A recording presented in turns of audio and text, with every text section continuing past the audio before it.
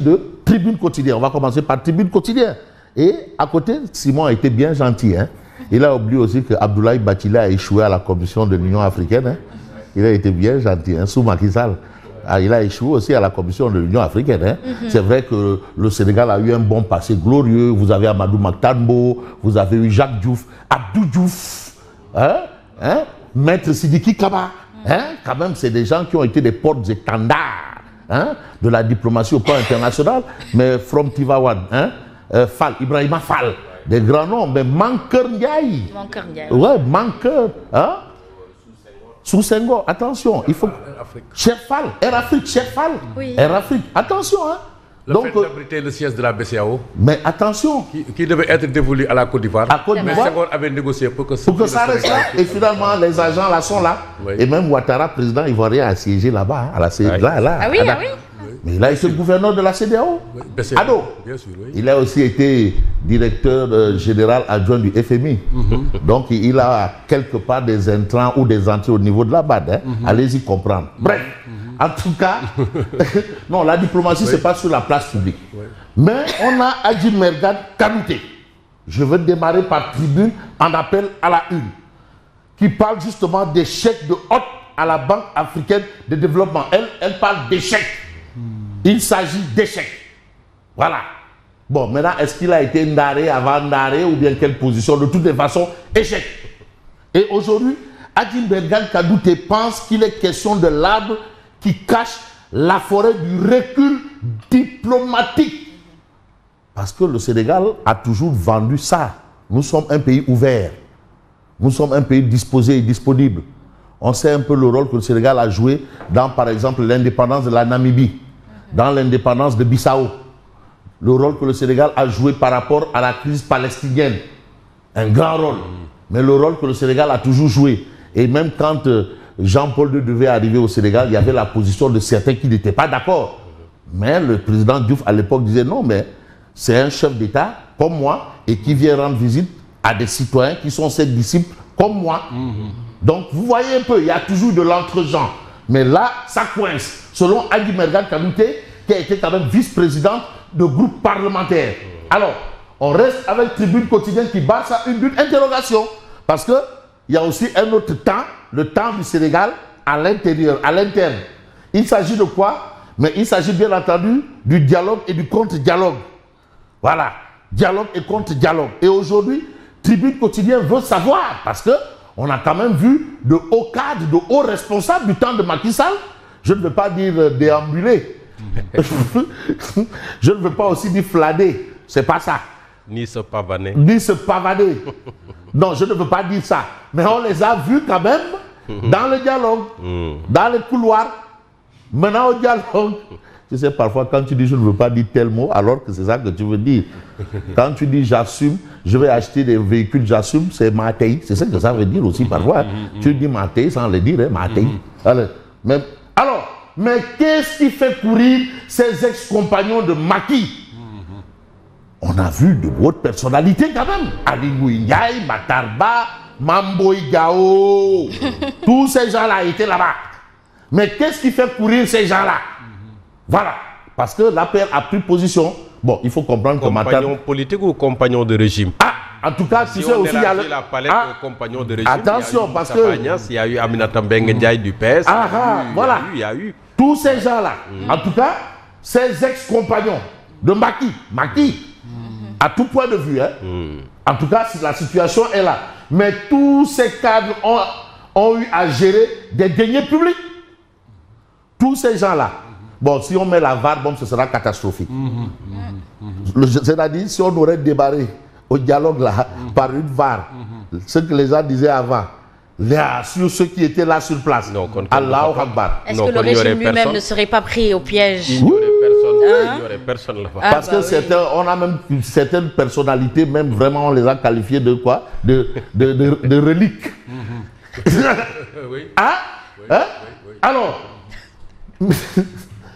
mais il faut quand même noter un fait, ça c'est Tribune, leur participation au dialogue national remet sur la table la question, bien entendu, de l'avenir de l'APR. Est-ce que l'APR est allogée dans le lot des partis politiques Ndemsial ou pas, de toutes les façons, on attend de voir. Mais vous avez quand même les contre-dialogueurs. Ah oui.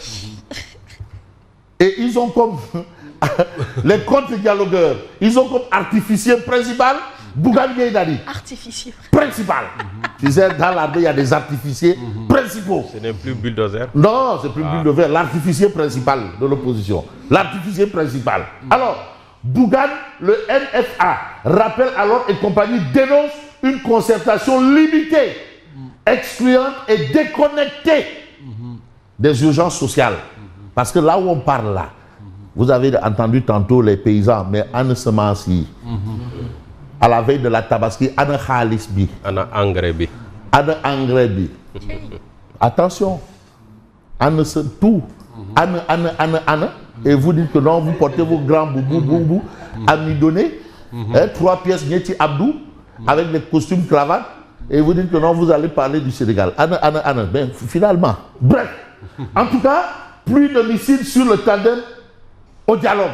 Parce que là-bas, au dialogue, les gens n'ont pas usé de la langue de bois aussi. Hein. Ils ont tiré à boulet rouge. Boulet rouge ou boulet orange. De toutes les façons, on peut nous intéresser à un autre journal, c'est l'As quotidien. L'As quotidien parle de présidence de la BAT. Hot Tom Ndesan. From Yembel. From Yembel, hein. Et ça, c'est dit Yembel ou la cité usine d'or. Wala ñetti baar Thierno Ndiaye. Arrête Thierno Ndiaye. Arrête Thierno Ndiaye. Pas essentiel, pas usine d'or. Non, c'est vers usine d'or. Vers usine d'or. C'est dans les parages. Ouais, usine d'or. Ouais. C'est pas loin de essentiel Yembel. Non, un peu. Ouais. Sorry, terrain gazon. Zone boboule, non, terrain gazon. Oui. Entre Jack Ndawen, Thierno Ndiaye. Ouais. D'accord. Alors. Même alignement, là, même alignement. Les leçons d'un échec diplomatique. Parce qu'il faut tirer des leçons. Voilà la situation. Parce que Ado, lui, il avait une position. Bon, il faut aussi comprendre que Hott a été soutenu par Bissau, le Nigeria, en Afrique de l'Ouest. Mais allez-y comprendre. Ah oui. Allez-y comprendre. Bissau et Lagos, allez-y comprendre. Qui comprendra? Pourra. Alors, on reste avec l'As quotidien qui parle du dialogue. Fabrice. Et le Gabon aussi. Hein? Oui. Des pontes de l'APR lâchent Macky Sall. Ça aussi, c'est un fait. Des pontes de l'APR lâchent Macky Sall. Bon, est-ce que c'est ça, nous, on mange? Mais ce, depuis la présidentielle, hein, ça on voyait venir quand même. Bien non sûr. La discorde a duré quand même. Mais vous savez, quelqu'un comme Matarba, la perte de régime, il vous dit que moi, on ne m'a investi dans aucune liste, même aux législatives. On a sorti la liste des membres du directoire de l'APR. Je ne suis pas dedans. Lolo Mouelane, en tant qu'ancien ministre, je ne suis pas dans le bureau, le directoire de l'APR. On fait les listes pour les législatives, je ne suis pas investi. Lolo Mouelane. Ça veut dire que non, circuler, allez-y traire. Bon, on passe à Walf Quotidien. Lancement du parti Sénégal Bignubok. Bart fait sensation. Borom Nakar.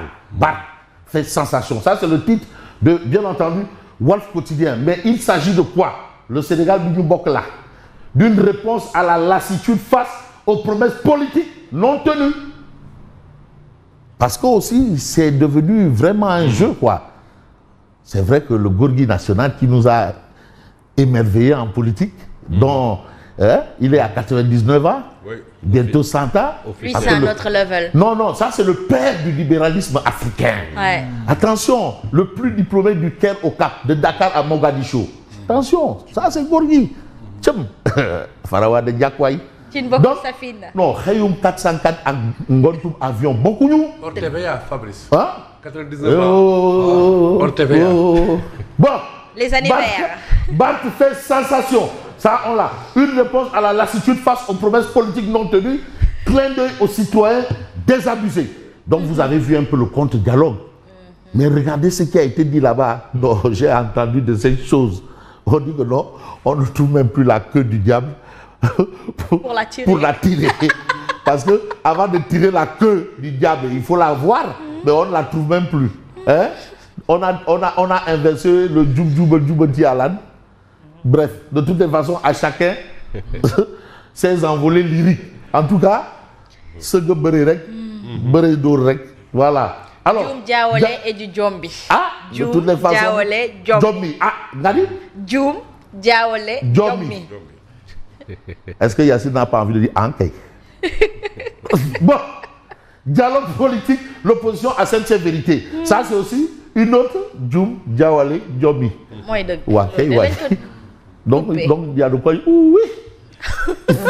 Oui. Bon, dialogue politique, l'opposition à cette vérité. Vous avez ça dans, bien entendu, Walf Quotidien. Mais le Soleil Quotidien, quand même, nous dit qu'il est question d'espoir, de fort consensus. Quand même. Parce que le président a dit qu'il ne faut pas imaginer autre chose. Ce que nous faisons là, c'est ça. Il n'y a pas autre chose derrière. À bon entendeur, lancement du dialogue national sur la présidence du chef de l'État, l'espoir de fort consensus. Entre les partis politiques et le pouvoir? De toutes les façons, retenons l'espoir. L'espoir. L'espoir devrait être entre le pouvoir et le peuple. En tout cas. Et non entre le pouvoir et les partis politiques. Bon, moi je ne sais pas. Absolument. Je me contente seulement au titre du Soleil. Ça devrait être ça, je ne sais pas. Ce que le Soleil a écrit, je m'en arrête à ça. En tout cas, l'Itikadam. Voilà.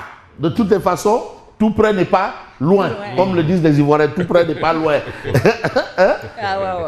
Tu sais, il y a un proverbe gabonais qui dit une femme, pour avoir une femme, il faut avoir les dents. La femme, c'est comme le maïs.